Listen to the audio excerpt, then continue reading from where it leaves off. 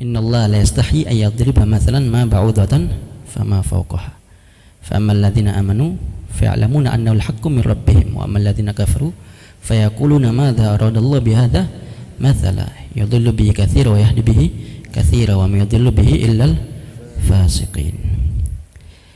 Ulama tafsir menyebutkan Allah Subhanahu wa taala yang maha mulia itu, yang maha tinggi, yang maha perkasa, yang maha kuasa, yang maha besar, yang maha segala-galanya. Tidak malu, tidak segan, tidak sungkan, tidak bertele-tele dalam tanda kutip berkenan untuk membahas makhluk yang bahkan kecil, remeh, dan mungkin kalau kita bisa bilang ganggu ya, khususnya kalau kita lagi tidur kan kan gitu ya, yang untung duduk suara tronton itu subhanallah. Kalau secara riset para ilmuwan menyebutkan nyamuk ini unik, binatang yang sangat luar biasa, mempunyai histori sendiri, wabil khusus tatkala disebut oleh Allah dalam Al-Quran maka sangat bermakna sekali. Di antaranya nyamuk itu mempunyai 100 mata, kemudian 3 jantung, kemudian 48 gigi, dan mempunyai bius. Jadi hikmah yang luar biasa. 2 jantungnya untuk fokus mengepakkan daripada kedua sayapnya. 1 detik itu 600 kepakan sayap. Bayangkan, luar biasa. 100 mata tapi nggak bisa melihat wujud sesuatu dan tidak bisa melihat warna, bukan pandangannya seperti kita. Dia hanya bisa melihat daripada darah yang mengalir khususnya dari manusia yang panas ini untuk kemudian mendekat. Dan Al-Fakir baca bahwasanya yang menghisap khususnya darah dari manusia itu yang perempuan.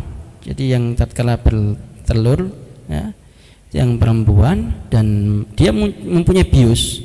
Kiranya nggak ada bius pasti nggak ada yang lulus, pasti kita teblek semua waktu mengambil darah itu. Tapi subhanallah setelahnya baru berasa kan, waktu mau diteblek malah kabur dia ya, instingnya kuat sekali. Dan disebutkan juga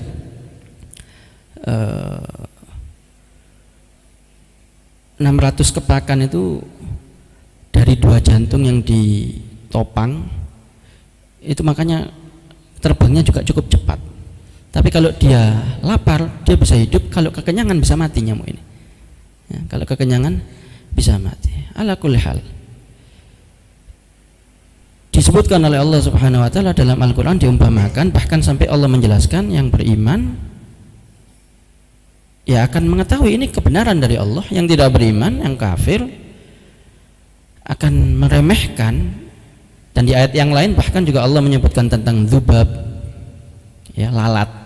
Ada sangkut pautnya tadi wal baqiyah itu ternyata larva atau bakteri dari lalat ya. Yang mana kalau kita melihat hadisnya Nabi SAW, jika ada di wadah kalian masuk lalat, maka jangan langsung diambil, masukkan semuanya, baru kemudian ambillah, karena di salah satunya ada penyakit, di salah satunya lagi ada obatnya. Oh, kama qala sallallahu alaihi wasallam. Sudah banyak Al-Fakir baca, cuman kalau mau disebut dibaca semua ya terlalu panjang. Nah ini Rasulullah 14 abad yang lalu menyebutkan di salah satu sayapnya ada obat, di salah satu sayapnya ada penyakit. Dan ini sunnah ya, umpama nggak mau dijebloskan, dibuang, dan nggak mau diminum ya nggak ada masalah, cuman mubadzir. Tapi kalau mau cari solusi yang praktis yang diajarkan oleh Nabi, wa may yantiqu 'anil hawa in huwa illa wahyu yuha, ya begitu yang disampaikan oleh Nabi sallallahu alaihi wasallam. Unik sekali. Begitupun juga bahkan serangga yang lain, diantaranya Al-Ankabut ya, Al-Ankabut, karena ulama tafsir menyebutkan tatkala Allah menyebutkan ba'udah fama fawqaha, nyamuk atau yang lebih kecil darinya atau yang sejenisnya, itu orang-orang kafir mengolok-olok, apa Allah menyebutkan, masa Tuhan membahas nyamuk? Kita yang manusia belum tentu disebut namanya oleh Allah dalam Al-Quran, tapi ini Allah yang maha luar biasa. Dari saking bijaksananya ya, Allah menyebutkan nyamuk dan mengumpamakannya dan mendetailkannya di dalam Al-Quran, supaya kita ada wa'i di situ, ada perhatian khusus di situ, ada ilmu hikmah besar di situ ya. Begitu juga di ayat yang masalah dzubab itu Allah Subhanahu wa taala menjelaskan dha'ufat talib wal matlub ya, yang akhirnya jangan diremehkan masalah lalat.